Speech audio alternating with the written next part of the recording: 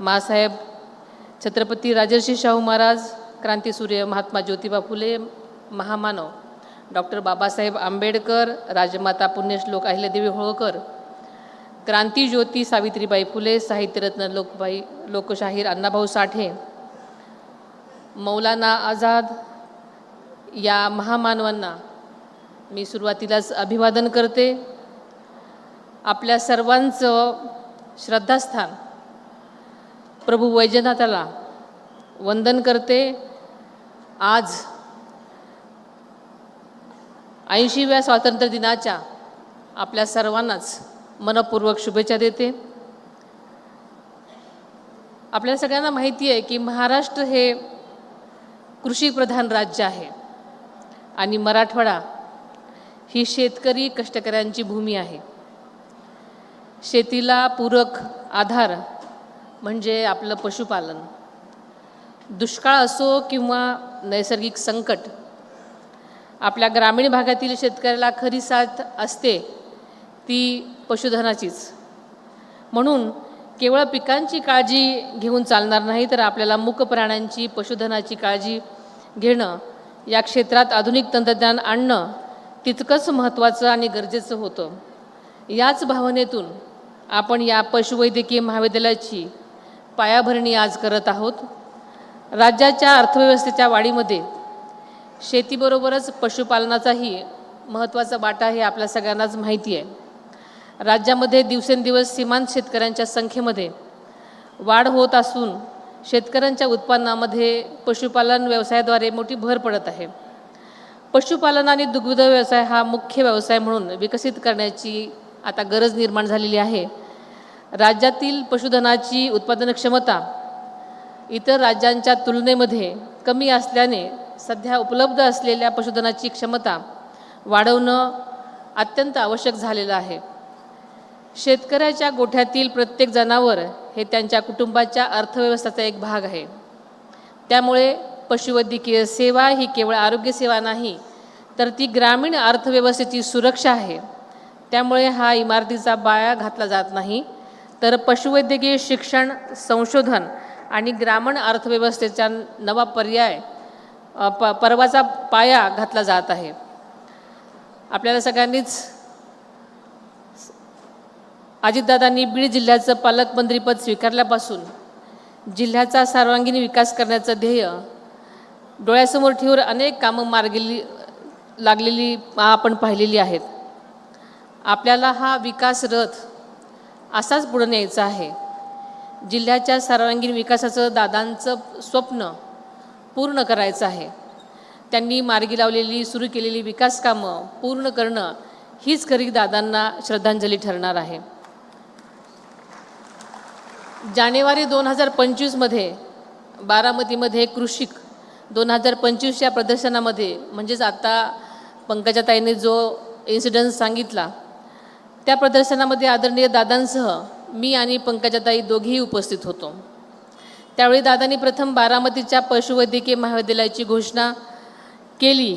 तेवढ्यातच स्टेजवरून पंकजाताई दादांना म्हणाल्या, दादा, मी स्वतः पशुसंवर्धन विभागाची मंत्री आहे. माझ्या परळीसुद्धा तुम्ही एका पशुवैद्यकीय महाविद्यालयाची घोषणा करावी. आणि आदरणीय दादांनी अर्थमंत्री आणि बीड जिल्ह्याचं पालकमंत्री या नात्यानं क्षणाचाही विलंब न लावता परळीसाठी सुद्धा नव्या पशुवैद्यकीय महाविद्यालयाची घोषणा केली. परंतु फक्त घोषणा करूनच ते थांबले नाहीत, तर आपल्यास माहिती आहे की दादांनी एखादं काम मनावर घेतलं की ते पूर्ण करायचेच. त्यांचा शब्द हा अंतिम शब्द असायचा. आणि त्यानंतर महिन्याभरातच राज्य मंत्रिमंडळाने या दोन्ही महाविद्यालयांना मंजुरी दिली आणि दादांनी आपला शब्द खरा केला. त्यावेळी पंकजाताई प्रथमच आमच्या बारामतीला आलेल्या होत्या. माझ्या पाहुणचाराबरोबरच पंकजाताईंना त्यांच्या भावाकडून, आदरणीय दादांकडून त्यांना मिळालेली ही मोठी भेट होती.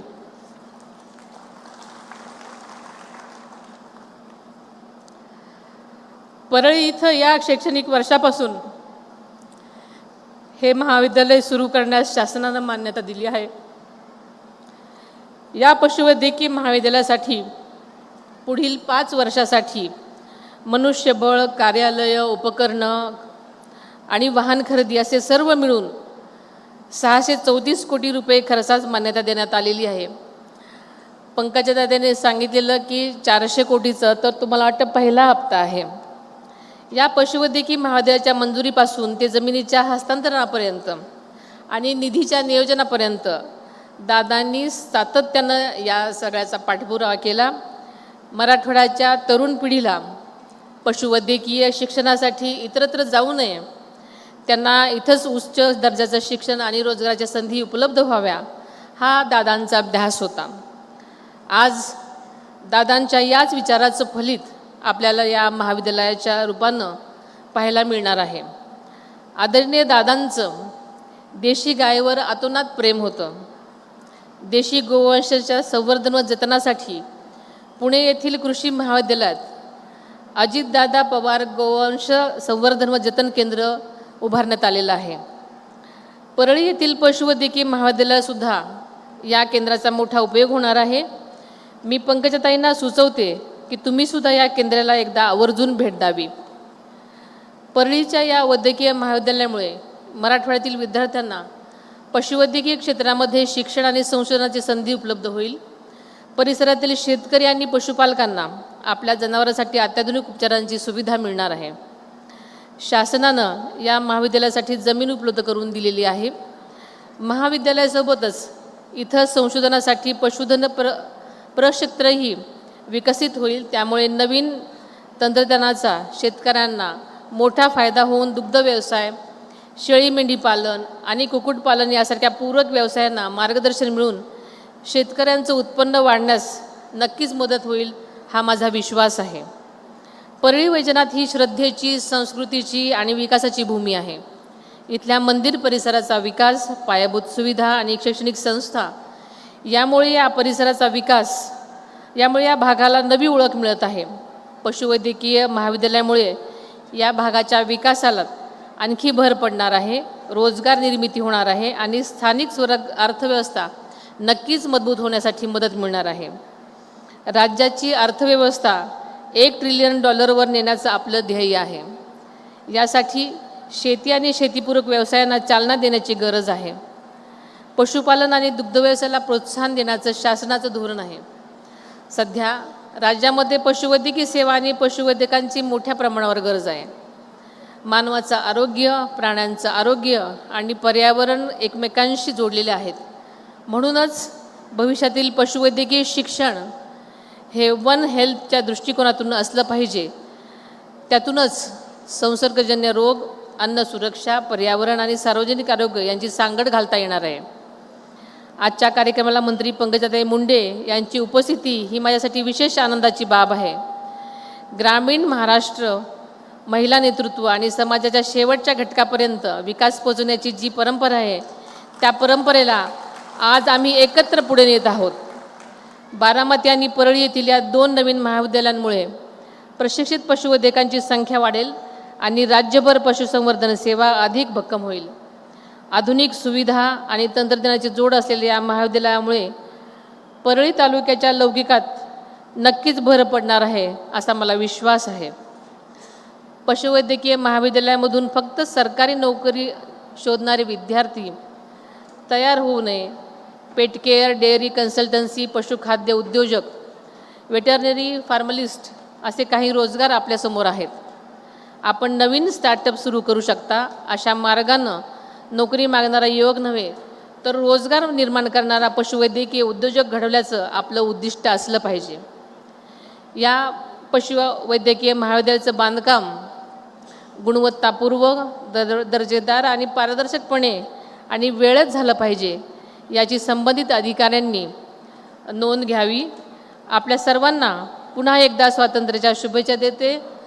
तसेच आमदार धनंजय मुंडे साहेबांनी इथल्या पशुवैद्यकीय महाविद्यालयाला आदरणीय गोपीनाथरावजी मुंडे यांच्या नावासाठी जो आग्रह केलेला आहे, तो नक्कीच मी मुख्यमंत्र्यापर्यंत पोचून मान्यताच घेऊन येते, असं मी आज आपल्याला सांगू इच्छिते. मला या अतिशय उत्तम कार्यक्रमासाठी या विभागानं मला बोलवलं, पंकजाताईंनी आग्रह करून बोलवलं आणि आज परळीमध्ये या निमित्तानं आपल्या सर्वांचीच भेट झाली, त्याबद्दल मी आपल्या सर्वांचेच मनापासून धन्यवाद मानते आणि इथेच थांबते. जय हिंद, जय महाराष्ट्र.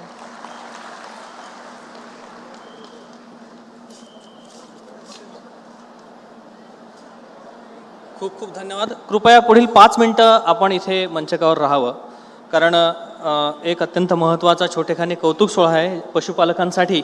अत्यंत कमी वेळामध्ये आपण त्यालासुद्धा मूर्त स्वरूप देऊ. ज्या या क्षेत्रातील पशुपालकांनी उत्तम पद्धतीने काम केलं, असे बीड जिल्ह्यातील स्मार्ट प्रकल्पांतर्गत शेळीच्या दुधापासून चीज निर्मितीचा पहिला टप्पा ज्यांनी पूर्ण केला, असे VMUA गटाचे संचालक श्री बाळासाहेब काळे यांना मी विनंती करतो की त्यांनी प्रशस्तीपत्रासाठी मंचकावर. नाश्त्याची व्यवस्था सभागृहाच्या डाव्या बाजूला केलेली आहे. एक पुढील 5 मिनिटं हा कौतुक सोहळ्याचे साक्षीदार आपण व्हावा आणि नंतर आपण प्रस्थान करू शकता. त्यानंतर राष्ट्रीय पशुधन अभियानांतर्गत किशोर उत्तम राठोड यांनी शेळीपालनाचा 100+5 क्षमतेचा प्रकल्प पूर्ण केला, त्याबद्दल प्रशस्तीपत्र प्रदान मान्यवरांच्या शुभ हस्ते श्री किशोर राठोड. त्याचबरोबर यानंतर परळी तालुक्यामध्ये महापशुधन एक्स्पो, पशुसंवर्धन विभागाच्या विविध योजना, पशुपालकांचे प्रशिक्षण प्रभावीपणे राबवल्याबद्दल डॉक्टर प्रकाश लक्ष्मण आघाव यांचा मान्यवरांच्या